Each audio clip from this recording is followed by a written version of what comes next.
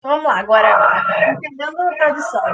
A tradução tem suas regras ou ela é uma coisa muito mais livre que vai de tradutor para tradutor? Teoricamente, regra a gente não tem, né? Até porque não é uma profissão regulamentada, não temos muitos cursos nem nada.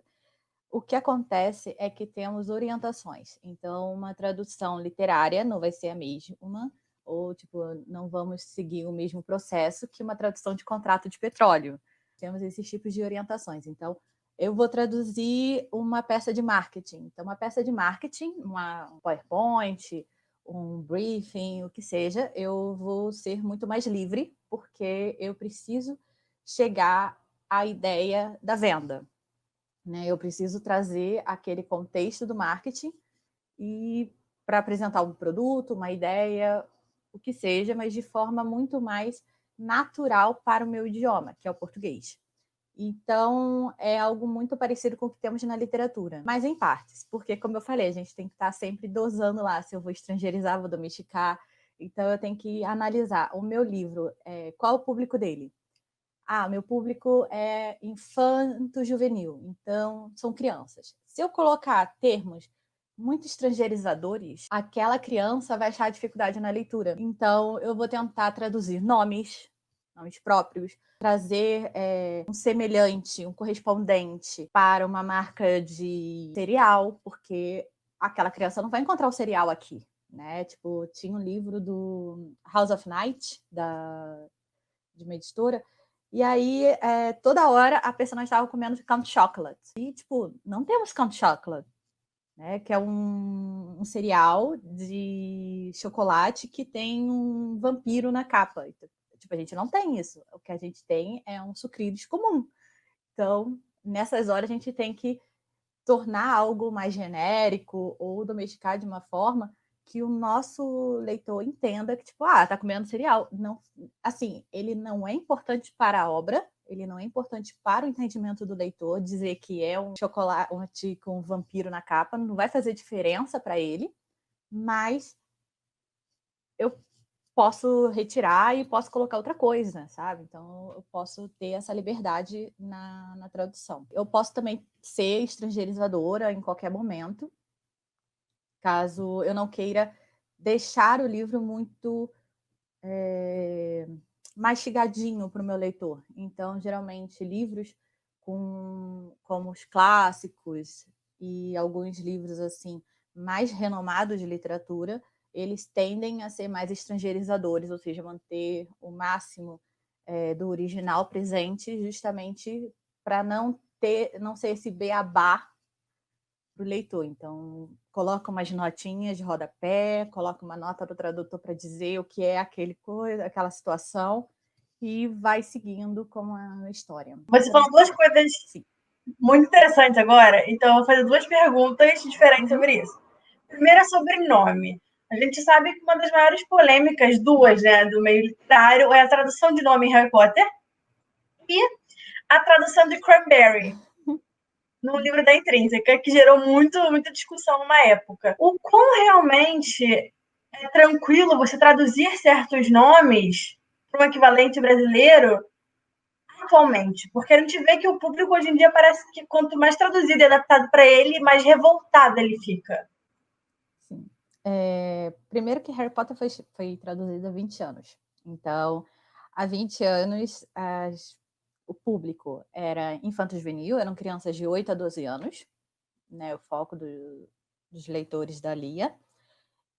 E o foco todo, assim, crianças não tinham esse contato com fantasias, né, fantasias estrangeiras há 20 anos atrás. Não tinha esse contato com livros como tem hoje. Então, foi todo um experimento. Eu acho que Harry Potter no Brasil foi todo um experimento de incentivo à leitura e que tipo, funcionou, óbvio. Então, hoje nós temos esse grande boom, esse grande aumento de leitores, principalmente nas fases iniciais de leitura, que são, né, esses infantos juvenis. O que aconteceu na época foi justamente que tipo, ela teve essa liberdade e ela focou nisso. São crianças não vão entender o que é James. Né? James Então, teve todo esse cuidado de tentar trazer o livro o mais verossímil para as nossas crianças, então, com nomes simples de serem entendidos, trazer essa tradução também dos nomes de lugares, de coisas. Eu acho, por exemplo, genial a ideia do quadribol, sabe? Tipo, Quidditch não tem um sentido, não tem um significado propriamente dito, mas quadribol tem, que é 4 bolas. E são 4 bolas no jogo, né? Então, faz um sentido legal, teve uma boa sonoridade. E ela fez isso com toda a obra, sabe? Transformou o troll em trágico, que é comum no folclore português, não é comum em outros folclores. Então, ela se inspirou muito em outros folclores, principalmente de língua portuguesa, para justamente tentar fazer essa ponte com o que não era comum para gente. E, assim, teve uma boa saída, teve, óbvio, assim, que foi gigante, né, a aceitação de Harry Potter, mas é como eu falei, ele acabou se tornando um clássico também.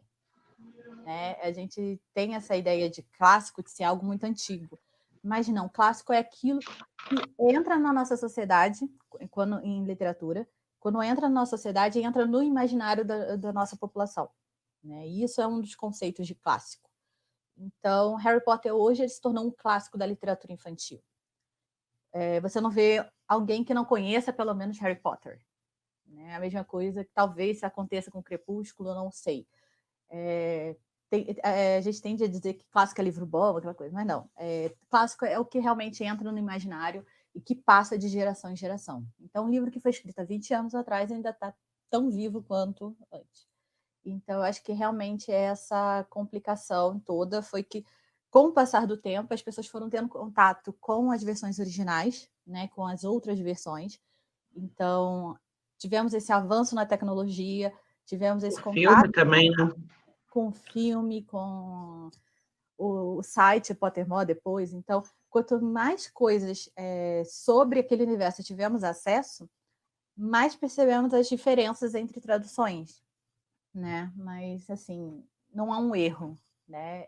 Foi isso toda uma ideia de tornar aquele livro o mais acessível possível. E isso acontece também, eu vejo muita briga também com os fãs de Tolkien. Né? Com o Senhor dos Anéis também acontece a mesma coisa em relação às traduções de nomes, porque também teve muita tradução de nome. E a diferença é que ali os tradutores eles seguiram uma cartilha específica. Teve uma polêmica de uma tradução nova agora, né? Que foi uma coisa mais livre, eu acho, e gerou outra polêmica também com o Tolkien. Sim. E, assim, as do Tolkien sempre vão gerar polêmicas, tanto que o Tolkien mesmo ele era contra traduções, então ele escreveu uma cartilha para todos os tradutores no mundo todo, e dizendo como é que ele queria que fosse cada palavra, como ele queria que fosse as orientações. Então, ele realmente escreveu umas regrinhas da tradução para os livros dele. A equipe brasileira, quando a da primeira, acho que da Martins Fontes, fez um trabalho excepcional, assim.